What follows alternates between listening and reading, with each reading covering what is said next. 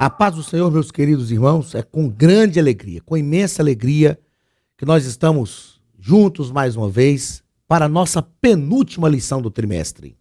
Para a nossa penúltima lição. Veja como o tempo passa, não é verdade?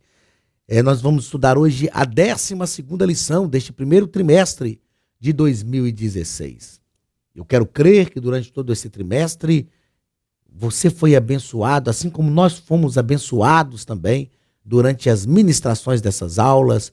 Foram momentos em que o Senhor falou ao nosso coração, momentos de sentirmos a presença de Deus e, sobretudo, momentos de alerta para cada um de nós e para a igreja do Senhor Jesus, que o arrebatamento da igreja está mais próximo do que nós pensamos. Então vamos para a nossa penúltima lição, lição de número 12, 20 de março de 2016. O título da lição, Novos Céus e Nova Terra.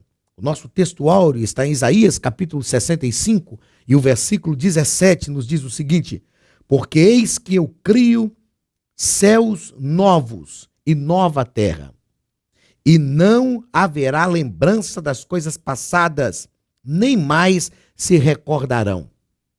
A verdade prática nos diz o seguinte: os crentes viverão eternamente com Jesus Cristo na cidade santa, a Nova Jerusalém.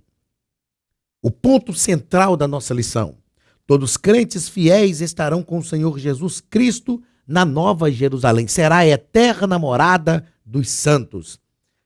O objetivo geral da nossa lição: mostrar que os crentes viverão para sempre com Jesus Cristo na Nova Jerusalém. E os objetivos específicos. A nossa lição deste domingo está dividida em 3 pontos. O primeiro ponto fala sobre todas as coisas serão renovadas. O segundo ponto sobre novos céus e nova terra. E o terceiro ponto sobre a Nova Jerusalém. Então, como nós já sabemos, cada um dos objetivos específicos está ligado a um dos pontos da lição. Então, o primeiro objetivo específico, explicar que todas as coisas na terra serão renovadas. O segundo objetivo, saber que haverá novos céus e nova terra. Terceiro objetivo, mostrar o que será a Nova Jerusalém. Então nós veremos nesta lição o que será essa Nova Jerusalém, a eterna morada dos salvos, o lugar onde eternamente desfrutaremos de comunhão com o Senhor. O que será essa Nova Jerusalém? Leitura bíblica em classe. Apocalipse, capítulo 21, dos versículos 1 ao versículo 5 e dos versículos 24 ao versículo 27. Vamos ao texto, então, da palavra de Deus. E vi um novo céu e uma nova terra, porque já o primeiro céu e a primeira terra passaram, e o mar já não existe. E eu, João, vi a santa cidade, a nova Jerusalém, que de Deus descia do céu, adereçada como esposa ataviada para o seu marido. E ouvi uma grande voz do céu que dizia: eis aqui o tabernáculo de Deus com os homens, pois com eles habitará, e eles serão o seu povo, e o mesmo Deus estará com eles, e será o seu Deus. E Deus limpará de seus olhos toda a lágrima, e não haverá mais morte, nem pranto, nem clamor, nem dor, porque já as primeiras coisas são passadas. E o que estava sentado sobre o trono disse: eis que faço nova todas as coisas. E disse-me: escreve, porque estas palavras são verdadeiras e fiéis. E as nações andarão à sua luz, e os reis da terra trarão para ela a sua glória e honra. E as suas portas não se fecharão de dia, porque ali não haverá noite. E a ela trarão a glória e honra das nações, e não entrará nela coisa alguma que contamine e cometa abominação e mentira, mas só os que estão inscritos no livro da vida do Cordeiro. Esta é a Nova Jerusalém, o lugar onde Deus limpará de nossos olhos toda a lágrima. Mas sabe o que mais me encanta, meus queridos irmãos, nesta cidade? O versículo de número 27, nos diz o seguinte: e não entrará nela coisa alguma que contamine, cometa abominação e mentira, mas só os que estão inscritos no livro da vida do Cordeiro. Eu sempre digo que para mim a melhor coisa do céu não será o rio da vida, não será a árvore da vida, os muros de jaspe, os rios de cristais, o rio de cristal, nada disso. Para mim, a melhor coisa do céu não será, e Deus limpará de seus olhos toda lágrima, não haverá mais pranto, nem clamor e nem dor, porque as primeiras coisas são passadas, não. Para mim, a melhor coisa do céu é que no céu nós não sofreremos mais a ação do pecado. Aleluia! No céu não entra pecado, nada que contamine, como diz o versículo 27, nem que cometa abominação e mentira. No céu nós não precisaremos mais lutar contra o pecado, estaremos eternamente livres de todo o pecado. Não teremos mais esse dilema, essa luta entre a carne e o espírito. Nós seremos transformados em corpos incorruptíveis e corpos espirituais, mas nós não seremos tentados mais. No céu não haverá pecado. Esta será a melhor coisa do céu para a nossa vida. Que bênção! Que bênção! Como é bom pensar nisso, como é bom imaginar este lugar, onde o pecado não estará presente. Nós teremos plena liberdade, plena comunhão. A Bíblia nos diz que hoje nós o vemos o Senhor em parte, mas naquele dia o veremos como Ele é, porque seremos semelhantes a Ele, desfrutaremos da plenitude da comunhão com Cristo. Vale a pena, meu querido, vale a pena estar resistindo todas as dificuldades, todos os problemas, todas as agruras desta terra. Vale a pena, porque essa é a nossa maior esperança. Como é bom chegarmos ao final desse trimestre, estamos já quase, é a penúltima lição, estamos já quase finalizando o trimestre, mas com a nossa esperança reavivada, com o nosso coração aquecido, sabendo que diante de todos os problemas e dificuldades que nós enfrentamos, o Senhor tem uma recompensa para a tua vida, o Senhor tem uma recompensa para você. Ele tem uma cidade, um lugar onde nós desfrutaremos eternamente de plena paz, de santo gozo, e estaremos para sempre com o Senhor. Que esta seja a minha, a tua, a nossa maior esperança. Muito bem, vamos à introdução então da nossa lição, onde o comentarista nos coloca que a natureza aguarda a sua redenção, que será instaurada por Deus no fim dos tempos. Eu estava conversando com os irmãos, até os nossos irmãos aqui da diretoria da Academia de Pregadores, estávamos pensando o seguinte: por que, se nós já estaremos chegando no fim dos tempos, no final de todas as coisas, por que Deus irá restaurar toda esta terra? Por que a restauração de toda a natureza? Por que esta redenção, se nós já estaremos chegando nos fins dos tempos? Na verdade, nós entendemos que a terra era pura antes do homem habitar nela, antes do ser humano habitá-la. E agora, quando nós sairemos daqui desta terra para estar com o Senhor na Nova Jerusalém, quando os ímpios não mais habitarão a terra, porque serão lançados no lago de fogo, no inferno, como nós estudamos na lição passada, será um momento, então, de Deus restaurar todas as coisas. É um momento de voltar ao que era, como nós já falamos, ao projeto original. Toda a terra ficará plenamente restaurada. Primeiro ponto da nossa lição: todas as coisas serão renovadas. Primeiro parágrafo: Deus criou os céus. Quando a Bíblia fala a respeito desses céus, normalmente se refere a este espaço sideral, mas no princípio ele criou os céus. Mas o céu, a morada de Deus, já existia. Deus já habitava nela, né? Deus habitava nos céus, acima desse espaço sideral. Quando nós falamos acima, não queremos dizer exatamente que está em cima ou que está embaixo. Nós não sabemos qual é o lugar da morada de Deus, mas acima porque é um lugar superior. Então Deus já estava lá. Deus já estava lá. Então quando Deus criou os céus, fez separação entre o sol e a lua, o sol para governar o dia, a lua para governar a noite, essa criação que Deus fez, essa criação que foi corrompida, degenerada por causa do pecado, ela será plenamente renovada, plenamente restaurada por Deus. No segundo parágrafo do primeiro ponto, o nosso comentarista coloca que é a renovação divina dos céus. Como acontecerá essa renovação divina? Então, Deus vai restaurar todo o universo, expurgando, eliminando plenamente, acabando, aniquilando todo o efeito do pecado. A Bíblia diz que o salário do pecado é a morte.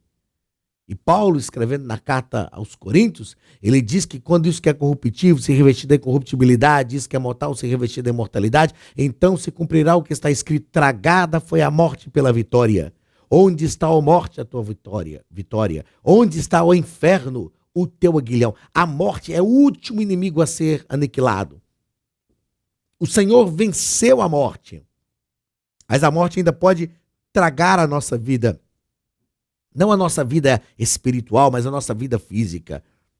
Quando o Senhor restaurar todas as coisas e expurgar os efeitos da queda e as ações do diabo e os seus anjos, o Senhor vai renovar a terra para mostrar que nenhum poder das trevas, nenhum poder da morte, nenhum poder do inferno estará mais habitando sobre a terra. O Senhor vai extirpar, vai limpar, purificar totalmente a terra. Então a terra passará por um processo de transformação e estará livre da ação maligna e da ação do homem. Livre novamente.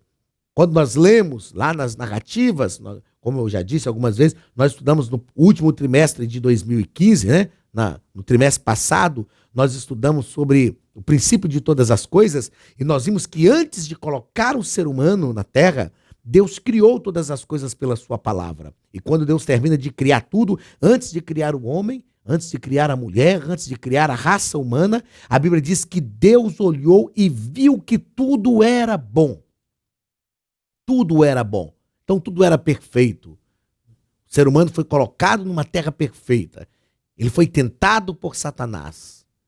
Pecou, caiu e toda a terra foi degradada, sofreu a ação do pecado. Agora, quando o Senhor está restaurando todas as coisas, agora quando o Senhor está redimindo todas as coisas, nada mais justo do que redimir também a terra que foi punida, que recebeu a ação do homem, a ação de Satanás, que ficou degradada por causa do pecado. Ela estará sendo agora também purificada. Então a terra passará por um processo de transformação e estará livre. Paulo diz que a terra geme como se estivesse com dores de parto. Toda a criação geme como se estivesse com dores de parto, aguardando a redenção. O Senhor então dará uma resposta a esse clamor da terra, a esse clamor da natureza.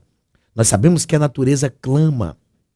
Todo esse desajuste ecológico, falta chuva num lugar, chove demais no outro. O calor é excessivo em alguns lugares e em outros lugares do mundo o frio também é excessivo. O que é isto? O que é isto senão o clamor da terra? Todo esse desequilíbrio ambiental. O que é isso senão o clamor da natureza? A terra está clamando, a natureza está clamando. As catástrofes estão aumentando a cada dia, as catástrofes naturais. Nós vemos cada vez mais catástrofes acontecendo. Quantas pessoas ficam desabrigadas por causa da chuva, os rios que transbordam, a própria ação do ser humano, degradando a natureza, corrompendo aquilo que Deus criou perfeito. E a terra está clamando, a terra está gemendo, a natureza está gemendo, mas o Senhor também ouvirá o gemido da terra e restaurará a natureza. Será a plenitude da restauração de Deus. A terra precisa ser restaurada para que o Senhor prove, para que o Senhor mostre que a sua restauração é plena em todos os aspectos. A terra também será restaurada. Segundo ponto da nossa lição, novos céus e nova terra. Nós falamos então no primeiro ponto sobre a restauração da terra. Todas as coisas serão renovadas. É a proposta da nossa lição do primeiro ponto. A proposta da nossa lição do segundo ponto são os novos céus e nova terra. Nós vamos falar sobre novos céus e nova terra. Primeiro parágrafo. Em Cristo, céus e terra serão congregados. Cristo é o lugar onde todas as coisas se resolvem. Em Cristo nós somos perdoados. Em Cristo nós fomos purificados. O sangue de Jesus nos purificou. A terra gemeu quando Cristo foi morto na cruz do Calvário. Houve trevas. Então a natureza sabia que aquele que estava sendo morto era o Filho de Deus. E a natureza protestou também naquele dia. Mas em Cristo todas as coisas serão restauradas. O céu e a terra serão congregados. Então o céu e a terra serão purificados e restaurados pelo fogo. A ação de Cristo, o sacrifício vicário de Jesus, será também importante para a restauração de toda a terra. Ele restaurará todas as coisas. Ele morreu, ele foi submisso ao Senhor até a morte e morte de cruz. Morreu inocentemente.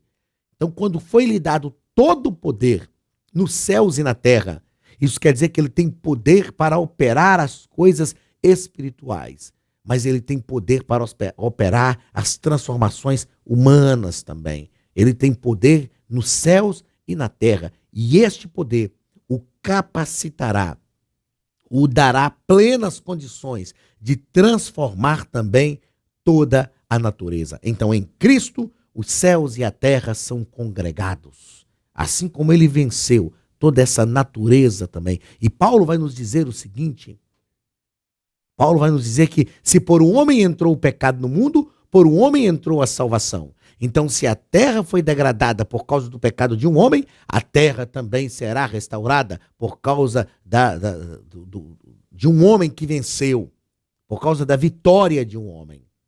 Se o pecado de um homem trouxe a morte, a vitória de um homem também traz a vida. Se o pecado de um homem, do primeiro Adão, traz a degradação, a vitória de um homem, o segundo Adão, Cristo Jesus, traz também a plena restauração. Segundo parágrafo do segundo ponto. Novos céus e nova terra. Ao longo da história da igreja, ela tem sido perseguida, ela tem sido maltratada. Ao longo da história da igreja, a igreja tem sofrido. Nós temos visto quantas perseguições, missionários que têm sido mortos por pregar o evangelho. Mas com a restauração de todas as coisas, nos novos céus e na nova terra, não haverá lembrança dessas coisas, nem mais recordarão. Por que o Senhor irá criar um novo céu, uma nova terra? Porque será um lugar de uma nova vida. Uma nova vida pede novo céu e nova terra. A nova vida que desfrutaremos com Cristo abre também uma perspectiva para um novo ambiente, um lugar onde nós estaremos com o Senhor, um lugar onde não haverá tristeza. Discute-se muito se haverá lembrança das coisas aqui. Eu, particularmente, a Bíblia não nos deixa sequer um leque para isso, mas eu, particularmente, acredito que nós lembraremos de algumas coisas aqui da terra, porque senão não tem sentido essa nossa salvação. Nós estaremos no céu sem nos lembrar de nada. Nós estamos aqui, por quê? De onde viemos? Como chegamos aqui? Não, nós nos lembraremos de algumas coisas. E algumas pessoas dizem, mas se nós nos lembrarmos de algumas coisas, então quer dizer que nós nos lembraremos de coisas tristes e no céu não haverá tristeza. Eu sei que no céu não haverá tristeza. É por isso que eu disse que eu acredito, como estudante de teologia, eu acredito que nós nos lembraremos. Agora, como se dará isso? Nós teremos mentes transformadas, novos corpos incorruptíveis e espirituais. Então nós não nos lembraremos de coisas degradantes, de coisas ruins, de coisas tristes, mas nós teremos a certeza da vitória, nós teremos a convicção. Paulo vai nos falar que um atleta se alegra pela vitória, porque ele sabe o que ele passou até chegar ali. Então, quando nós estivermos no céu, eu acredito que nós nos lembraremos também do sacrifício de Cristo, de todas as dificuldades que nós passamos para chegar nas mansões celestiais, mas nós nos lembraremos disso com alegria, com gozo no coração, porque nós estaremos ao lado do Senhor. Será uma nova vida, será um novo tempo, um novo momento para os salvos do Senhor Jesus, e este novo momento, essa nova vida, como eu disse, pede novos céus e nova terra, a nova Jerusalém, onde nós estaremos para sempre com o Senhor. E aí nós vamos para o terceiro ponto, o terceiro e último ponto da nossa lição. A nova Jerusalém, o novo lugar. Nós falamos que durante o milênio o Senhor irá habitar em Jerusalém, de Sião sairá a lei. A palavra Jerusalém significa em hebraico habitação de paz. Existem algumas religiões que dizem que o Senhor vai restaurar essa terra e nós viveremos aqui mesmo, mas na verdade nós já herdamos a terra. Herdar a terra, nós já herdamos. O que nós queremos, o que nós almejamos e o que a palavra de Deus nos garante agora é que nós herdaremos novos céus e nova terra, a nova Jerusalém. A Jerusalém ataviada para os santos de Deus, adornada, como noiva adornada para o seu esposo. É neste lugar que nós iremos habitar. É neste lugar, nas mansões celestiais. E é sobre isso que o nosso comentarista vai tratar, então, a partir deste terceiro ponto da lição. Primeiro parágrafo do terceiro ponto. Foi preparada no céu. Foi preparada no céu. O Senhor disse aos seus discípulos o seguinte: olha, eu não vos deixarei órfão, mas eu irei, vou enviar o outro Consolador. Ele disse: quando eu for, virei outra vez e vos levarei para mim mesmo, para que onde eu estiver estejais vós também. O Senhor, o desejo do Senhor é nos levar para estar com Ele. Mas Ele disse o seguinte: olha, eu vou para o Pai, vou preparar-vos lugar. Vou preparar-vos lugar. Ele já preparou. Já há um lugar preparado para os santos. E onde esse lugar está preparado? Onde essa nova Jerusalém foi preparada? Nos céus. No lugar onde Deus habita. O lugar da plena comunhão. O lugar de nós desfrutarmos da plenitude de Deus. Então, a nova Jerusalém foi preparada no céu. Será um lugar santo de comunhão e relacionamento com Deus. Um lugar de uma comunhão plena, de uma comunhão santa com o Senhor. Um lugar santo. Por que um lugar santo? Porque o lugar que Deus habita é santo. Porque Deus é santo. E todo lugar que Deus habita é um lugar de santidade. É por isso que Deus ordenou ao seu povo, ao povo de Israel e a nós, o Israel de Deus, a igreja do Senhor, dizendo: sede santo porque eu sou santo. É por isso que a Bíblia nos assevera dizendo: buscai a paz e a santificação. Por que nós precisamos buscar a santificação? Porque buscar a santificação hoje já é uma preparação para estarmos num lugar santo. Desfrutar da santidade de Deus para a nossa vida hoje já é uma preparação para estarmos no lugar onde Deus está, que é um lugar santo. Então será primeiro um lugar santo. E para este lugar só irão aqueles que santificam a sua vida. É por isso que a mensagem de Deus urgente para a igreja é: santificai-vos. Santificai-vos, sede santo, porque eu sou santo, diz o Senhor. Será um lugar santo. O que é ser santo? É ser separado do mundo e consagrado a Deus. Então, neste lugar santo, só estarão aqueles que se separaram do mundo e que vivem uma vida de consagração a Deus, uma vida resguardada para o Senhor. E lá naquele dia, nós estaremos plenamente consagrados a Deus. Será um lugar santo, um lugar de comunhão. O que é comunhão? Comungar. Comunhão, ter comunhão é dividir crenças e ideias com algumas pessoas. Ter comunhão é poder estar no mesmo lugar e desfrutar da plenitude de comunhão com Cristo. Quando nós temos amigos que vêm à nossa casa, assentam-se à nossa mesa, eles podem fazer isso porque desfrutam de comunhão conosco. Desfrutam de plena comunhão. Então o céu será, primeiro, um lugar santo. Segundo, será um lugar de comunhão. Por isso é importante ter comunhão com Deus hoje. Essa nossa comunhão não é uma comunhão na sua plenitude, é uma comunhão que já nos leva, que já nos transporta para perto de Deus. E se é bom desfrutar da comunhão com Deus aqui nesta terra, imagine o que será desfrutar da comunhão com o Senhor no seu santo lugar. E é um lugar de relacionamento com Deus. O que é relacionamento? relacionar-se, trocar, ter atitudes de troca, de resposta da atitude de alguém conosco. Todo relacionamento é uma via de mão dupla. Não existe relacionamento unilateral. Se só eu me relaciono, isso não é um relacionamento de verdade. O relacionamento de verdade é quando nós temos uma atitude para com alguma pessoa e essa pessoa responde à nossa atitude. Quando a pessoa tem uma atitude para conosco e nós também respondemos à atitude da pessoa. Isto é o verdadeiro relacionamento. Então, o lugar onde nós vamos estar com o Senhor, a cidade, a nova Jerusalém que nos foi preparada, primeiro ela foi preparada no céu. Se ela foi preparada no céu, será um lugar santo, um lugar de comunhão e um lugar de relacionamento.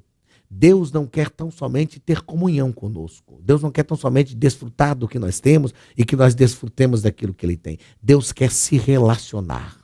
Ele quer ter uma atitude para conosco e quer que nós tenhamos uma atitude para com Ele. Isto é relacionamento. Como será maravilhoso este lugar. Como será maravilhosa aquela cidade que Jesus nos preparou. A nova Jerusalém, preparada para os santos. Um lugar de santidade, um lugar de comunhão e um lugar de relacionamento. É para lá que nós vamos, é para lá que nós estamos indo e com certeza, se nós permanecermos firmados em Cristo, nós chegaremos nesta cidade. Segundo parágrafo do terceiro ponto, o muro e as 12 portas. Veja que quando a Bíblia fala de muro, a Bíblia está falando de proteção. É a visão metafórica aqui. Proteção. E as 12 portas vão falar das 12 tribos de Israel. Né? A cidade de Jerusalém também tem 12 portas. Algumas foram fechadas, mas ela tem 12 portas. Havia um grande muro, um alto muro com 12 portas. Então o muro fala de proteção, um lugar onde nós estaremos para sempre protegidos pelo Senhor. E nessas 12 portas, 12 anjos, e nomes escritos sobre elas, que são os nomes das 12 tribos de Israel. Ou seja, o Senhor, isso não quer dizer que nós, os gentios, que não pertencemos aos judeus, não estaremos nessa cidade. Mas as 12 tribos de Israel falam do povo de Deus, o povo que ele escolheu para si. Quando nós lemos a carta aos Efésios, no capítulo 1, Paulo vai nos falar que a salvação veio dos judeus, mas o Senhor nos escolheu, nós, os gentios, fomos escolhidos por Deus antes da fundação do mundo. Então nós somos também o povo escolhido de Deus. Então esta cidade, com muros, fala de proteção, com 12 portas, onde estão as 12 tribos, os nomes das 12 tribos de Israel, fala do povo escolhido por Deus para estar ali.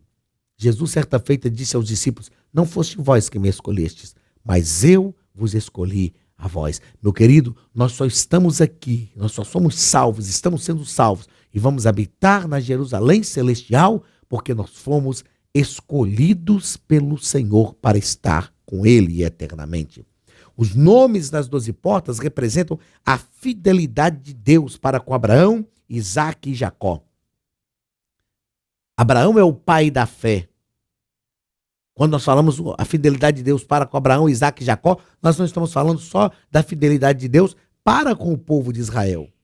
Nós sabemos muito bem, Jesus certa feita disse aos discípulos que até das pedras Deus poderia, não aos discípulos, mas às pessoas que ele ouviam, né? E os discípulos também estavam ali, mas até das pedras Deus poderia suscitar descendência a Abraão. Todos nós que cremos em Cristo somos considerados também filhos de Abraão. Filhos de Abraão, porque Abraão é o pai da fé. Quando o Senhor o chamou lá em Ur dos Caldeus, a Bíblia diz que creu Abraão no Senhor, e isto lhe foi imputado como justiça. Abraão é o pai da fé, e todos nós que cremos no Senhor somos também descendência de Abraão. Então os nomes das 12 portas representam a fidelidade de Deus para com Abraão, Isaque e Jacó, para com o povo que ele criou, para com o povo que ele fez, pela sua própria vontade. Terceiro parágrafo deste terceiro ponto. Os 12 fundamentos da cidade. O texto da nossa lição aqui diz o seguinte, Apocalipse capítulo 21, versículo 14, e o muro da cidade tinha 12 fundamentos, e nele os nomes dos 12 apóstolos do Cordeiro. Quem é este Cordeiro? É o próprio Cristo. O nome dos 12 apóstolos aqui o apóstolo, que vem do grego apostolei, que quer dizer o enviado, ele só era considerado apóstolo depois de ser discípulo. Então, os discípulos de Jesus foram chamados de apóstolos, porque aprenderam com ele e foram enviados por ele. Então, os nomes deles, nesses 12 fundamentos, falam que essa cidade está fundamentada na doutrina do Cordeiro. Não é que os 12 apóstolos são o fundamento da cidade, mas é por isso que a Bíblia diz que o nome dos 12 apóstolos do Cordeiro, eles receberam a mesma unção do Cordeiro, a mesma missão do Cordeiro, por isso os nomes deles estão como fundamentos desta cidade.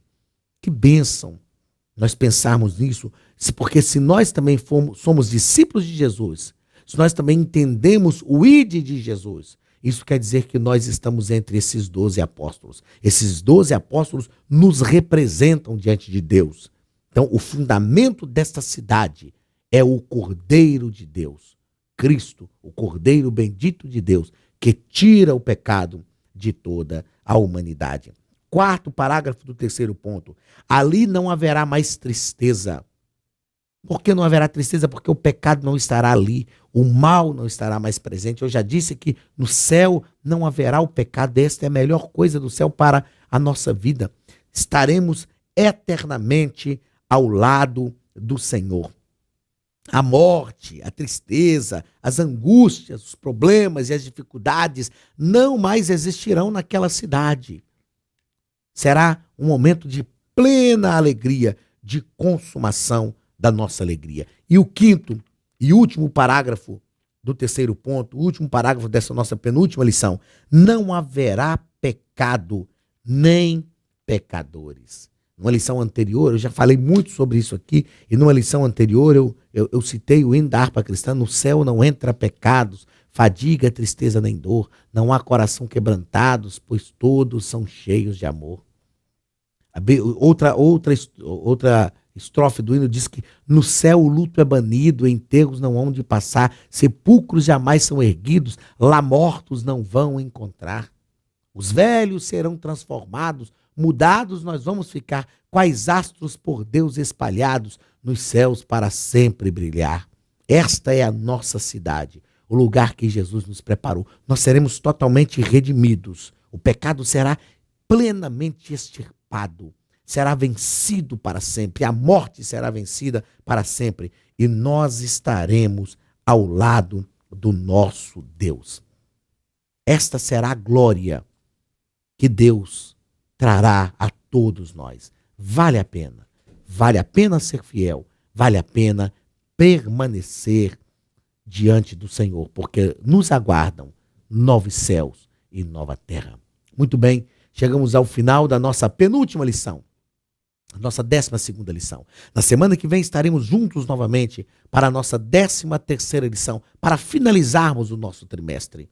Nós louvamos a Deus por sua vida, você que esteve conosco desde a primeira lição, você que começou já depois de algumas lições, depois de transcorrida algumas lições desse trimestre, mas você, sobretudo, que está finalizando conosco esse trimestre, nós te esperamos na semana que vem, estaremos mais uma vez juntos, nós aqui na Academia de Pregadores e você aí, juntos, para a glória do nome do Senhor, crescendo em graça e em sabedoria diante de Deus e dos homens. Que Deus te abençoe e prospere a sua casa. Um grande abraço da Academia de Pregadores e do pastor Anderson Silva. Até semana que vem, em nome de Jesus.